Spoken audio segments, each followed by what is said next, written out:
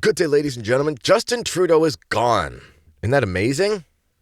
Most of my viewers are not Canadian. A sizable portion are, but it's a minority. The vast majority of my viewers come from the United States, with a small minority coming from other places in the world where they are predominantly English speakers. So a lot of you are going to have no idea what's going on in Canada. Justin Trudeau has resigned. Why is he not being carted off somewhere? Who's the new leader, etc., etc.? I'm going to explain this to you. I don't usually talk about politics on this show all that much, but this is something, given his notoriety and infamy, that transcends many lines. We're going to talk about this, so stay tuned.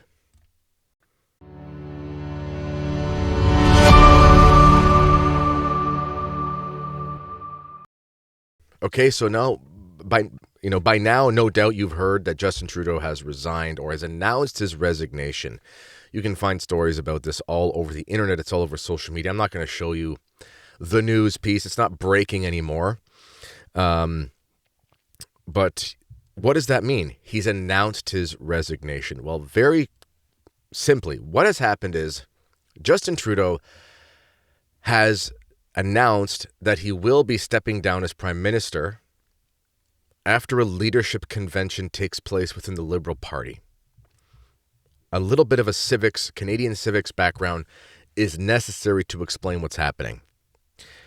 We have a parliamentary system here where the ruling party, and we have many parties, there are 5 or 6 parties in the House of Commons at any time, the majority of seats going to the Conservatives, who used to be called the Progressive Conservatives, the Conservatives and the Liberal Party of Canada, sometimes the New Democrat Party of Canada, which is kind of like our left-leaning party, if you can imagine that. They're more left than the Liberals, historically, although not anymore.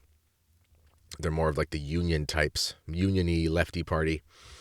There's the Bloc Québécois, who sometimes get a bunch of seats. They just run in Quebec. It's like a separatist party. There's the Green Party, which gets 1 or 2 seats, and that's about it. So there's about 5 parties that take up the seats. The vast majority going to the Liberals and the Conservatives historically. Now, here's the thing. It's not a presidential system. So when you go vote for somebody, when you go vote on election day for a prime minister, every single person who's running for prime minister has to run as a member of parliament, meaning they're running to be the representative of a particular riding. They're called ridings here. I know that in the United States, I believe those similar things are called districts. So Justin Trudeau is the member of parliament for Papineau, Quebec. He is the leader of the Liberal Party. So when his party gets the requisite seats to form a government, and we'll talk about minority and majority in a second, when his party gets the requisite seats to vote, to be the official leadership of the country by having the number they need, since he's then the leader of the party, he's then the prime minister. It's not like in the States where you go vote directly for the president. If you live in Justin Trudeau's riding, you can vote for Justin Trudeau as your member of parliament for your riding. But if you don't live in the riding where the president or the prime ministerial candidate is running, you don't actually vote for him. You vote for whoever represents his party in your diocese, in your riding. So let's talk about majority versus minority real quickly. And there are 2 ways of being in power. One is called a majority government, where you have over a particular amount of seats. If you have over that amount of seats, then you have a majority of the House of Commons. So there's like 370 seats. You have a number that means that all of the other parties combined could not combine to make enough seats to try to have a non-confidence vote about you, which can happen under certain circumstances. There you're in a majority. I know there are similar things in the States. But here, when you don't have a majority, they can literally bring your government down if they want, if they all agree to and vote on the same thing, which happens sometimes. Not very often, but it does. If you have a minority, you are basically at the mercy of everybody else. So yes, you're in power, but you have to pass bills through the House of Commons, and they have to be voted on by those present, the members of parliament of the different parties.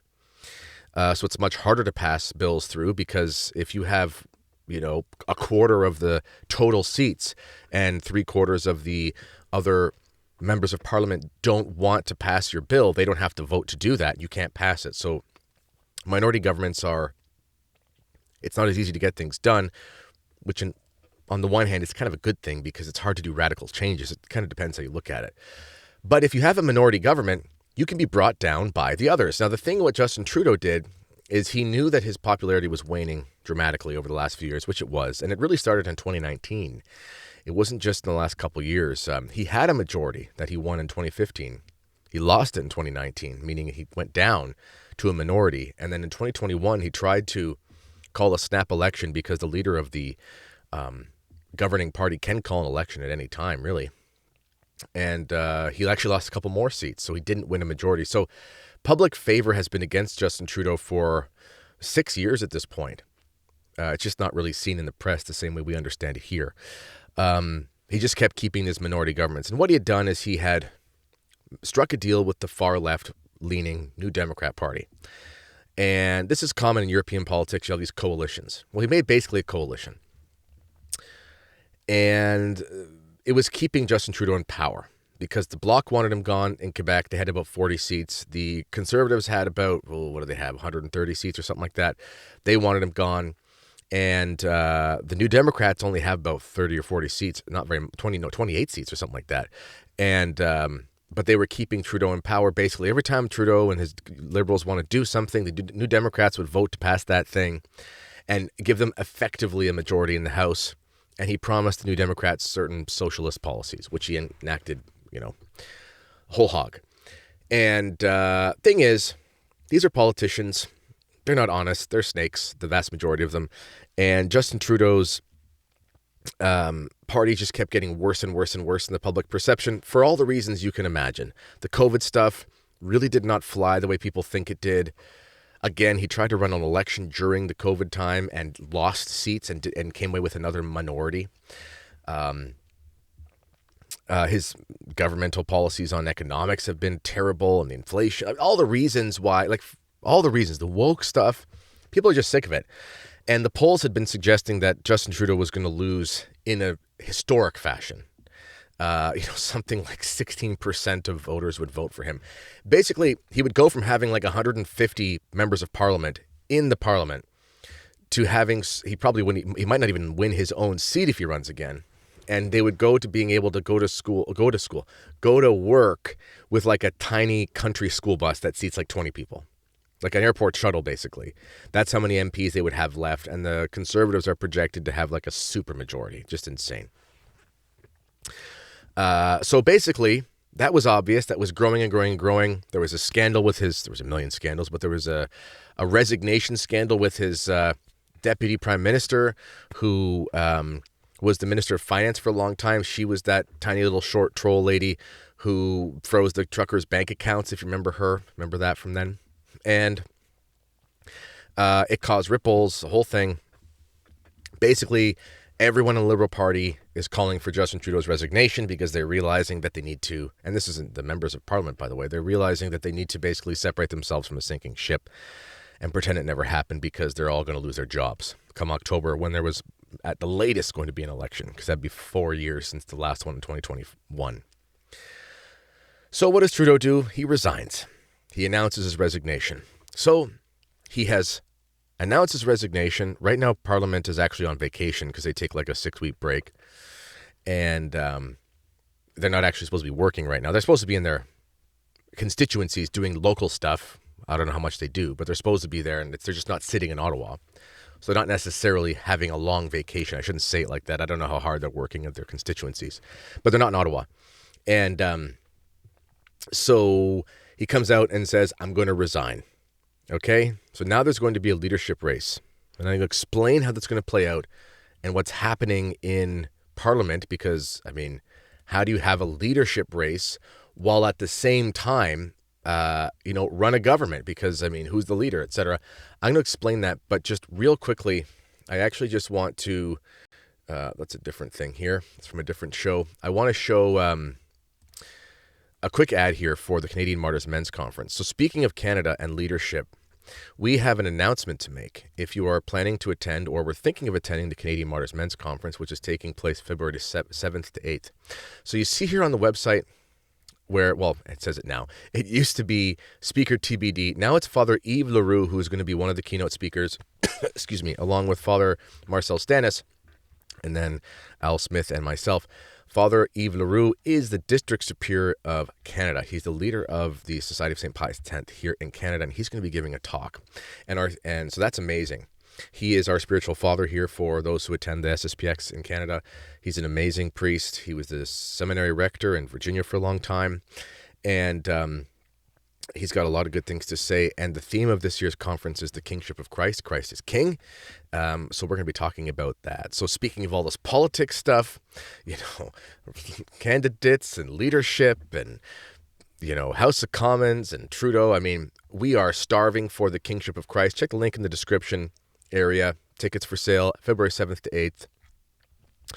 And if you are coming from America, which I hope many of you do and many did last year, thank Justin Trudeau, because our money is monopoly money at this point. So your dollar goes a long way. So it's basically a free trip for you if you put the conversion into it. Check the link in the description. The Canadian Martyrs Men's Conference, February 7th to 8th, 1 month away. All right. Okay, so what's happening in Parliament? So basically, here's the thing. Justin Trudeau, as I said, has announced his resignation. They got to have a leadership race. Well, you can't have a parliament in session when you're having a leadership race because it's chaos. So he's done what's called proroguing. It's done technically by the Governor General. They have to have permission from the Governor General, who, technically speaking, represents the king, but the king can't actually do anything anymore. So anyway, it doesn't matter. Proroguing Parliament is like shutting down Parliament, pausing it. Now, on the one hand, that's really annoying because we would prefer to have an election right now. We want to have an election like tomorrow. Get rid of this guy, bring in Pierre Poilievre, who is the conservative leader, who's not perfect, but he will be a breath of fresh air compared to Trudeau because, like, my dog would be a better prime minister than Justin Trudeau. In any event, it's not all bad, though, even though there won't be an election until, like, April. And the reason is probably after Easter, because Parliament has now been shut down for, like, 2 months. So it's prorogue. So it was supposed to be January 27th or something. They're coming back. Now they're going to come back at like the end of March. Why? Well, because the Liberal Party of Canada has its own constitution, just like all these parties do. Just like the Democrats and the Republicans, they have their own constitutions. It's how they do their elections at their conventions and things like that, right? They basically have to go do a DNC or an RNC. They have to go do a convention or a leadership campaign within the party to make a leader. And it's open to the public to vote as registered members and things like that. And it's required that they give a certain amount of time. And I think the minimum is something like 2 months. I think that's just how it works. So they have to go do that now. So Parliament is paused. The nice thing about that, though, is I was looking at this list earlier of like 200 bills and acts that the Liberals wanted to pass. Because they've suspended it, those all stop now and they have to start from scratch and they're all thrown out, which means all that nonsense that we're going to pass is gone, which is good. And as soon as they have a new leader, they are going to have an election. They're going to come back to work because, remember, it's the leader of the party with the most seats that is the prime minister. You don't vote for the person to be prime minister. You vote for the party to get in through your MP, and the leader becomes the leader of the country. So that's how Trudeau can resign and somebody else can take his place. It's not like a president VP thing. You could, it could be that the person who was the deputy prime minister becomes prime minister, but it's not the same way as the States. So what's happening is now they're having a leadership campaign, and they'll have an election within the Liberal Party. Registered voters can vote, and they will then have that person come back when Parliament starts again. They'll be installed as the prime minister. Then what's going to happen is at the first opportunity, the opposition parties, the Conservatives, the New Democrats, and so forth, Bloc Québécois, they're going to put forward a motion of non-confidence, and then they're all going to vote to kick the Liberals out. So then we will have an election like 6 weeks after that, because it takes 6 weeks to have an election. So like we might not have an election here till May or something like that. Maybe June. I don't know. It just kind of depends on all these dates. It's bad because we want them gone now. It's good because they actually can't do any legislating. So things are just not going to get any worse, at least. The major issue, though, for us as Canadians is that the Trump tariff threats are a real problem. I love me some Trump, but I would not be so happy if the price of my goods and services went to the level of unaffordable because of Trump's tariffs. That wouldn't be fun for anybody. I'm just being honest. There are real consequences to those things. So hopefully that doesn't happen. And there's all these demands that are hopefully they're met and so forth, whatever. And that's pretty much what's happened in Canada. There's really not a ton else to explain. Maybe I could say a couple words about the conservative minister, conservative candidate, Pierre Poilievre. His French name, Poilievre, was how you pronounce it properly. But he's from Calgary, I think. He's not a conservative, like a right-winger in morals. He used to be more, like pro-life more. He's kind of gone more centrist, although economically, he's pretty good. He understands. I mean, you can tell by the people you can tell by the ideas that he states, and you can tell by the authors that he's cited, because he's cited, for example, like Thomas Sowell in some of his speeches in Parliament and stuff. If you know, you know, when you bring up the man Thomas Sowell. He definitely knows how money works, and he was a successful minister under Prime Minister Harper before in his capacity as housing minister, I think. He has a lot of common sense ideas. He's going to drill, baby, drill. He's not going to give in to the woke, like leftist environmentalist thing. He never has. That's not his thing. The only hope that this country has economically will be to unleash the energy sector. Canada has I think it's like it's either the third largest oil deposit in the world or the third largest natural gas, whichever one it is. But we have so much oil here. Like, we should be rich like Qataris. Not that I'm saying I want to emulate that country. There's a lot of problems. I'm being a little facetious, but our country should be insanely wealthy. And it used to be much more. Per capita, much higher than it is now, and it was more than the United States in many places. Now it's like down the tubes as far as per capita because of the stagnation in the economy under Trudeau. And I know there's more to the country than an economy, but these guys aren't going to do anything about faith and morals or anything. They're not actually, none of them are going to do any, even the ones that are like personally pro-life and stuff. They're not going to change the laws or instantiate Christ as king. That's just never going to happen here in Canada by the means we have now. That's why you have to attend our conference and come to the Canadian Martyrs Men's Conference and learn about the kingship of Christ so you can bring this home to your parish and your home and stuff like that. But what these men will do if they do a good job is they will unleash the power of the energy sector. Canada should be one of the wealthiest nations on earth, and not just macro, but micro. It should be. It used to be. We used to be much wealthier, have a much better standard of living. It should be more. There are so many benefits to that. The type of immigration that you attract is much more grateful to be here. You know, it's like much higher caliber type of people coming, meaning they're not coming. They're coming because they want to stay there and invest in the country because they have certain skills, because that's what's required. And that's just a higher caliber of person that usually comes. They're more conscientious, law-abiding, and so forth.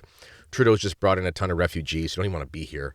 They just want to use this as an opportunity to cross the border and go to the States, and it's just a disaster.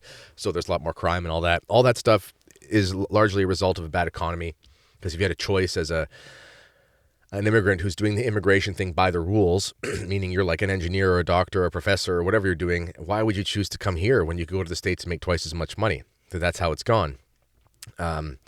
So anyway, Poilievre will be very good economically for our country. Steep hill to climb, but it is hopeful that Trudeau's gone. It's not going to change overnight, but I'm happy about it. And I'm just happy he's gone, and I'm happy that we'll have an election at some point, as much as I can't stand the whole multi-party system, rigmarole, democratic, blah, blah, blah. It just annoys me because it's like I'd prefer a king, personally. Avoid all this nonsense. But it's what's happening.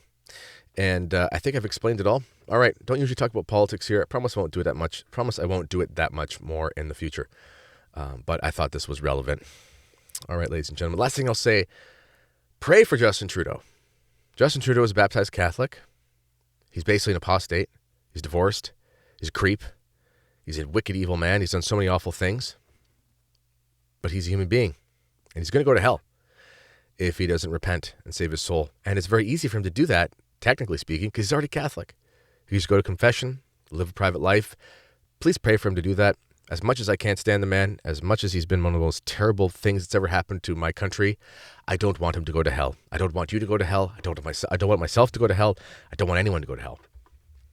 So please pray for him. All right. God bless you all. This has been Mere Traditioning. Until next time, I've already said God bless, so I'll say it again. God bless.